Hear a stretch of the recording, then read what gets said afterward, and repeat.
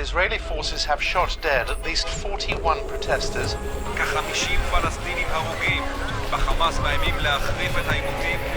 U.S. Embassy officially opened its doors in Jerusalem. مع سبعينية النكبة واحتجاجا على نقل السفارة الأمريكية إلى القدس. The totally competing realities of the Israelis and the Palestinians. Hello, I'm Richard Gisbert, and you're at The Listening Post. Here are some of the developments we're covering this week. The Israel-Palestine story, as it was told by media across the Middle East, and what that coverage reveals about shifting political winds in the region. Spanish journalists have taken to wearing black. They're protesting their lost independence. Torturer, tall tale teller, soldier, spy. The ex-military and intelligence man who the U.S. media cannot get enough of. And from the racetrack to the backing track, Turkmenistan's Renaissance president is on form once again. The images beaming out of Israel and Palestine this past week could not have been more different. On one side of the split screen, dignitaries mingling in West Jerusalem, toasting the opening of the new U.S. embassy there. On the other, carnage at the Gaza-Israel border. At least 60 Palestinians killed, most of them picked off from a distance by Israeli snipers. The bulk of the media coverage in Israel echoed the official state narrative: self-defense, sovereignty. Elsewhere in the region, media coverage reflected significant geopolitical changes occurring in certain states. Saudi Arabian media that have often provided a pan-Arab platform for anger at the Israeli occupation relegated the bloodbath at the border to the back half of their newscasts until the images and the voices online became too compelling to downplay. Qatar, Turkey, and Iran are all key players in the region, and the coverage coming from their media reflected, to varying degrees, the way those governments see the Middle East conflict. We have two starting points this week, one on each side of the screen.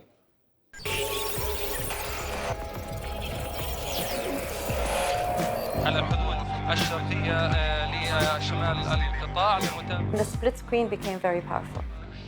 One message, you have the truth of what is happening, that you have a besieged population fighting for their legitimate right of return and being shot down by an occupying enemy state, and you have the others that are trying to show calm of another white settler state colony expanding its reach. אנחנו נעים בין שני המוקדים היום, ירושלים ועזה. News media in Israel covered the events in Jerusalem and the events in Gaza with split screens, but when the ceremony itself in the embassy started, Channel 2, the main news channel in Israel, focused only on what's happening in Jerusalem, and Palestinians were forgotten. If we're talking about the editorial decision, there's two things to factor in. First of all, the embassy opening was a little over an hour, whereas the rioting was going on all day. So if for 1 hour of the day you went live to the ceremony in Jerusalem, I don't think that that's such a crazy thing to be happening.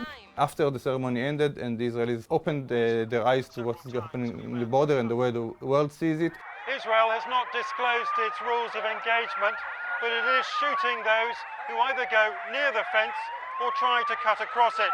And that could constitute a breach of international law. they realize they cannot really forget about the area and just celebrate their victories. In normal times, the Israeli media provide relatively balanced news coverage. They do not shy away from criticizing their political leaders or their policies.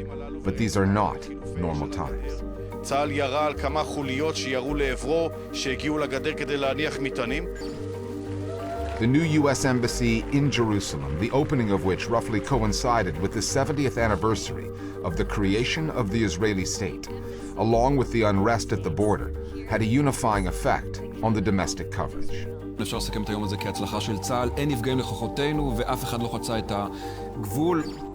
The primary media platforms that Palestinians have relied on are not their own, they are regional. Since the advent of Al Jazeera Arabic in 1996 and the subsequent launch of other pan-Arab news channels, such as the Saudi-owned Al Arabiya, Palestinians have counted on those outlets to tell their story. But there have been diplomatic overtures between Saudi Arabia and Israel.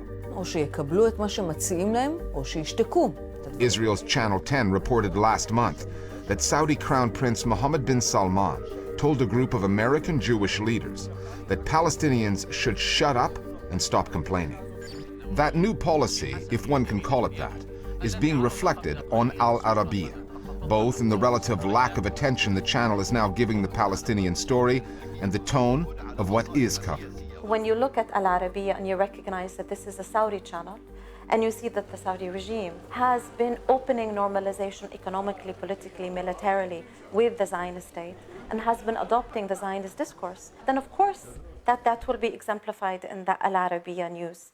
تعقد إسرائيل آمالا عريضة على أن يحقق الرئيس الأمريكي حلمها منذ 50 عاما بإعلان القدس عاصمة لإسرائيل. The Saudi media tries to downplay the events that had taken place in Gaza recently. الحكومة الفلسطينية اتهمت إسرائيل بارتكاب مذبحة رهيبة في قطاع غزة. But also they're trying not to provoke a reaction from their local population. Here is the US embassy moved to Jerusalem, which Muslims regard as a holy place, and Saudi Arabia had told the whole world that it committed itself to Jerusalem as the capital of a Palestinian state. But we find Donald Trump, the main supporter of the new leadership in Saudi Arabia, moving his embassy to Jerusalem. ولا تزال المملكة حتى اليوم تنحاز للفلسطينيين في كل موقف.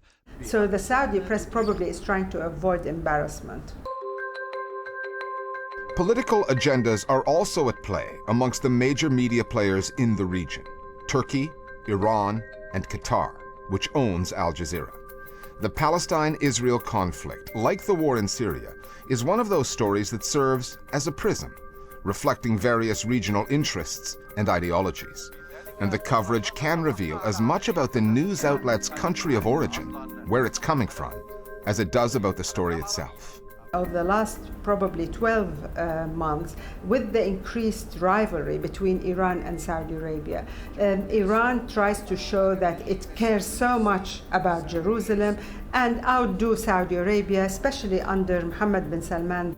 رئیس جمهور کشتار مردم مظلوم فلسطین را در 70مین سالگرد اشغال این کشور فاجعه‌ای بزرگ و متأثر کننده دانست. تاريخ من استغلال القضية الفلسطينية لكسب التعاطف والتأييد الشعبي. So this competition using the Palestinian issue between two regional powers, Saudi Arabia on one hand and Iran on the other hand, in order to outscore the other, which is actually not very helpful to the Palestinians. Turkey, with its news media, is more critical to Israel than it used to be in the past. 14 Mayıs işgalci İsrail Devleti'nin 1964'te kurulduğu gün, bu notu da verelim.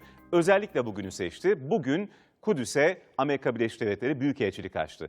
There are growing tensions between the leaders of both Israel and Turkey, and it's also expressed in the way the Turkish media is covering the event. Qatar and Al Jazeera, on the other hand, are also part of the camp that is against the new alliance between Saudi Arabia and Israel. المملكة العربية السعودية وإسرائيل أهي المحبة بعد عداوة 70 عاماً في عهد ولي العهد الأمير محمد بن سلمان. When it comes to the coverage of asymmetrical conflicts, one news channel's protester can be another channel's rioter, and yet another's terrorist. התמונות הללו של חוליה מנסה לבצע פיגוע רק מוכיחות מה האינטרס האמיתי שעומד מאחורי ההפגנות האלימות בעוטף עזה.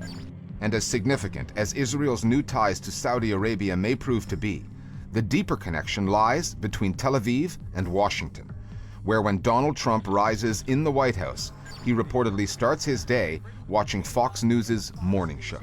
More violence is expected today by the Hamas terrorists. Do those look like mainly unarmed people? They're throwing rocks and throwing Molotov cocktails. The millions of dollars of aid that go to Gaza ends up in the hands of these murderous terrorists at Hamas.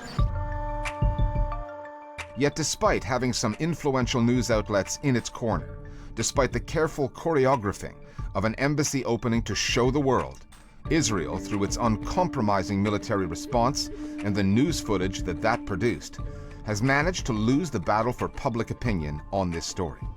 And that's not according to its critics. It's a conclusion that comes from the inside, the Israeli military's chief international spokesman. I actually think that this week, the Palestinians in Gaza have had a massive media presence and more than the Israelis have had. Everything that we do, we're being told that it's our fault that we can't be free. That's the problem. It's almost like telling Black Americans, you can't be free unless you just capitulate and stop protesting and stop demanding equality. And nobody's talking about the Israelis that live right by the border and whose agricultural fields are being burnt down by firebombs being thrown by Hamas militants and other people in Gaza who have been rioting. The one thing that is being missed is how Hamas won the day. The point of the Hamas involvement in the March of Return was to draw the attention away from the US Embassy move, and the fact that Israel chose to stop the Palestinians using sniper fire played into Hamas' hands completely. Sometimes I agree that the Palestinians are not given enough attention, but this week I think that they've been given all the attention.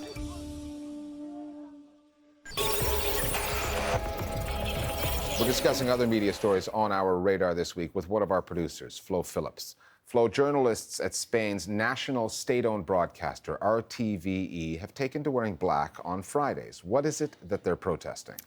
They're protesting a few different things, Richard. Political interference from on high, as well as alleged gender bias and unequal pay. Now, RTVE has the largest audience share of any channel in the country, and this campaign, known as Viernes Negro, meaning Black Friday, was called to protest supposed meddling in media coverage by the ruling Conservative Party, the People's Party, as well as the government's attempts to appoint the chair of RTVE directly rather than going through Parliament. Now, I spoke with Silvia Fernandez de Bobadilla, a spokesperson for the group inside RTVE, organising the Black Friday protest. Los trabajadores de televisión española estamos yendo a trabajar de negro los viernes, al menos lo estamos haciendo el 90% de los trabajadores de la redacción de informativos, porque queremos protestar contra la interferencia política del gobierno. Queremos luchar para acabar con la manipulación y la censura en televisión española, para recuperar una televisión plural, independiente y profesional, que es lo que se merecen los trabajadores de televisión española y también los españoles en general. Nosotros vamos a continuar con los Viernes Negros hasta que el gobierno decida desbloquear la reforma de Radio Televisión Española que aprobó el Parlamento en septiembre del año pasado y que todavía no se ha aplicado. Una reforma que implica que todos los partidos se tienen que poner de acuerdo para elegir al próximo presidente de la corporación. No va a poder nombrarlo ya a dedo el gobierno. Now, wearing black sends a message. In what other ways are Spanish journalists trying to have their voices heard? For the most part, through hashtags. Among those trending are hashtag Así se manipula, translated as this is how they manipulate. And it was really set up for journalists to share their experiences of bias and the pressures put on them to report certain stories in certain ways, like the Catalan independence process. Then there's the hashtag No cambies de canal, don't change the channel. And that's in response to the finance minister's recent suggestion that if people didn't like RTV's coverage, they could simply switch channels. Ms. Fernandez also told me that they're hoping to capitalise on the momentum generated by Spain's recent feminist strike to help protest issues of gender inequality at RTVE. And I should add, there are a lot of male journalists backing the cause too. And there's another story relating to political interference that you've been looking into in Thailand. What is happening at the Bangkok Post? The editor-in-chief has been forced to step down. The Bangkok Post is one of 2 English-language newspapers in the Thai capital. And this past week, Umesh Pandey, who's edited the paper since 2016, was removed by the board of directors allegedly for refusing to soften its coverage of the military government, particularly when it comes to freedom of speech issues and the delays over long-promised elections. In a written statement, Pandey said, "When asked to tone down, I did not budge, and was blunt in letting those who make decisions know I'd rather lose my position than bow my head. The axe finally came down on me." The paper's management says Pandey's departure was merely a business decision. Okay, thanks, Flo. 15 years ago, in 2003, false intelligence reports and a compliant U.S. news media helped sell Americans on the idea of invading Iraq, an invasion whose consequences are still unfolding. 5 years later, the New York Times revealed that part of the media sales pitch for that invasion had been scripted by the Pentagon itself in the person of retired generals that the military had vetted and trained to deliver talking points through the news media. Pundits were presented as experts with military experience, but nary a mention was made of their current jobs within the military-industrial complex as salesmen for the weapons industry. Have the U.S. news media learned from the Iraq experience? It doesn't look that way.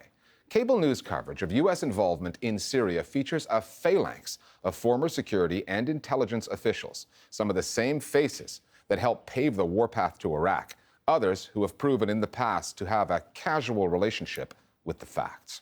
Not that that seems to bother the news producers who keep calling them up and providing them with on-air platforms. The Listening Post's Will Yong now on the cable news contributors from the military and intelligence services who are still all over the American airwaves.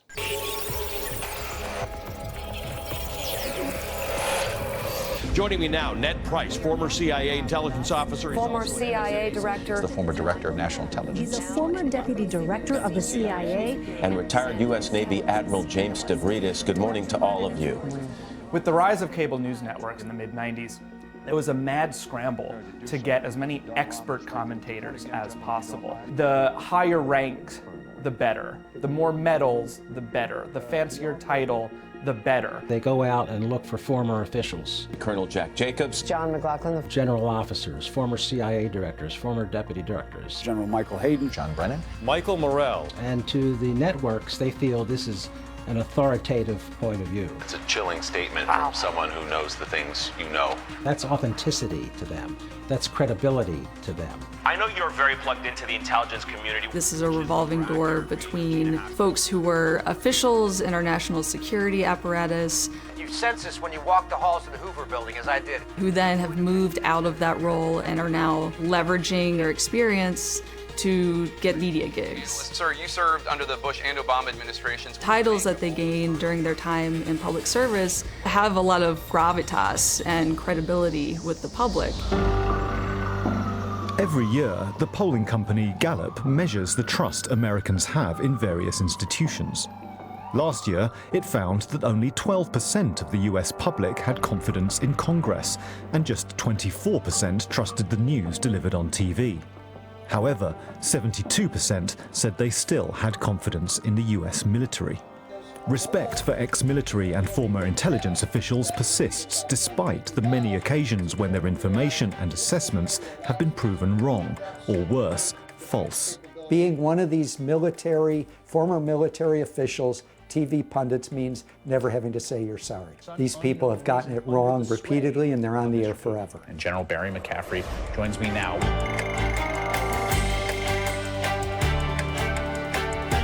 On the 15th anniversary of the invasion of Iraq, I'm watching Chris Hayes interviewing Barry McCaffrey, and Hayes didn't say, hey, 15 years ago you were on the same channel and everything you said about why we had to invade Iraq was wrong. John McLaughlin.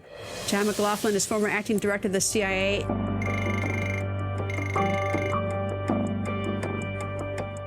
He's a regular on MSNBC. He was involved in giving the phony intelligence to the White House that led to the invasion of Iraq. He's involved in torture. After all, the president-elect did say some pretty nasty things about the CIA. Now he's a moral figure weighing in on Trump. Joining me now is the former director of national intelligence, James Clapper.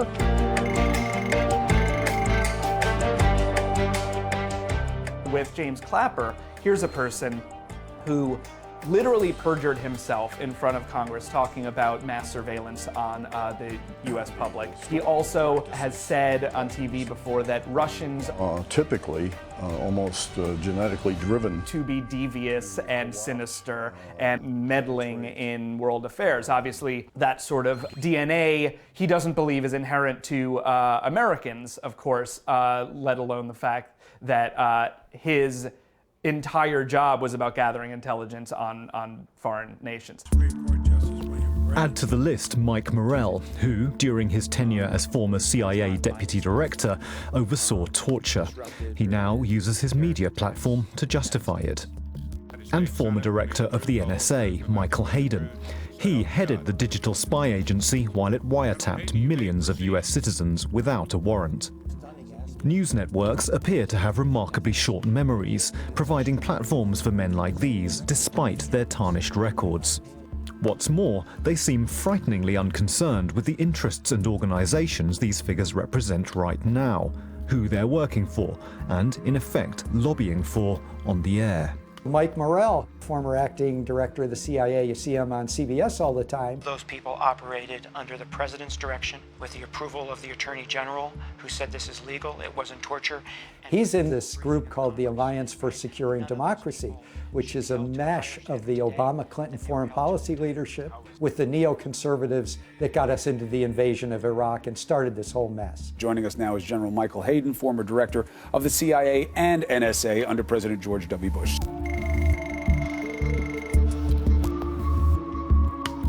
Michael Hayden. He is now a principal at the Chertoff Group, which is a strategic advisory firm to the defense industry. They advise companies on how to get contracts with the U.S. government, among other things. Former CIA Director John Brennan, who is now an NBC News senior national security and intelligence analyst.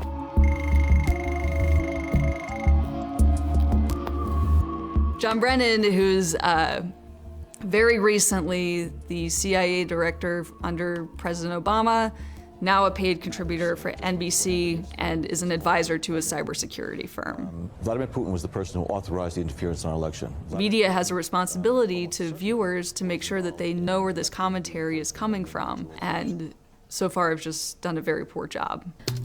Unless you happen to be watching Fox News, these pro-security pundits are almost universally anti-President Trump. That helps them, the agencies they used to work for, and the networks to present themselves as the responsible resistance to the White House. But where these former military, security and intelligence personnel agree with Trump's policies tells us a lot about where their resistance ends and their ideology begins. Take strikes on Syria, for example, or Trump's choice of Gina Haspel as incoming director of the CIA.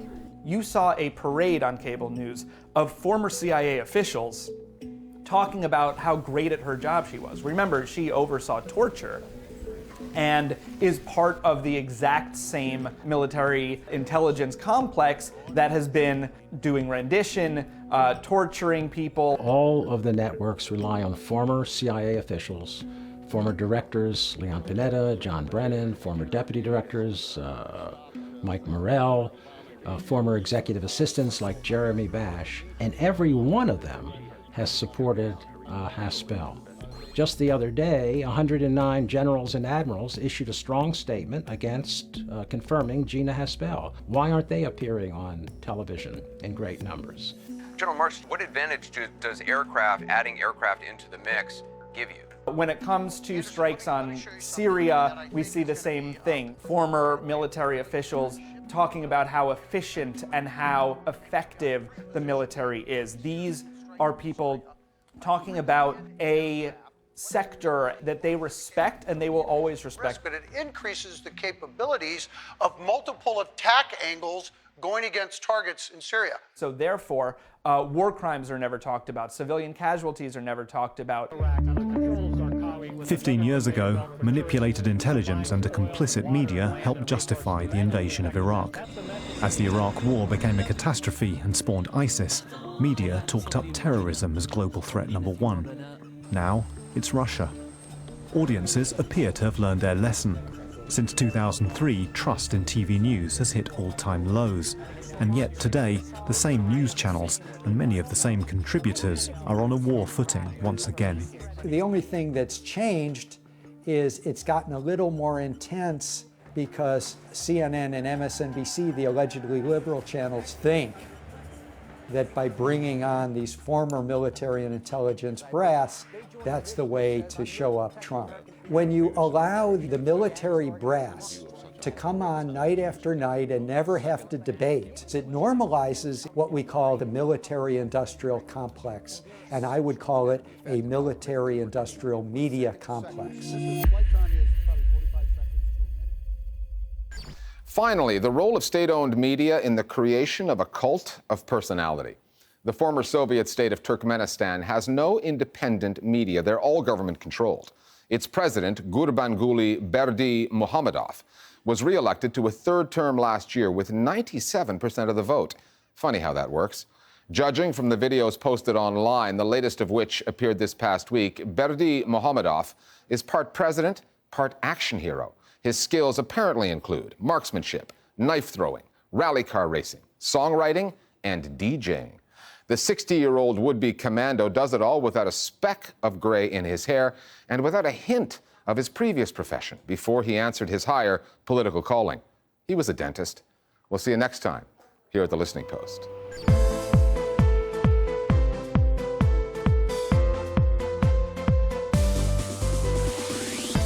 Geçip var ya ay günler Akturnulur misali Mendillere bat koşya Bu durmuşun hasabi Tüyvi bilin bakanda Bu umudan dünyada Fekra feyle çıkanda Gönlüm doyar cahana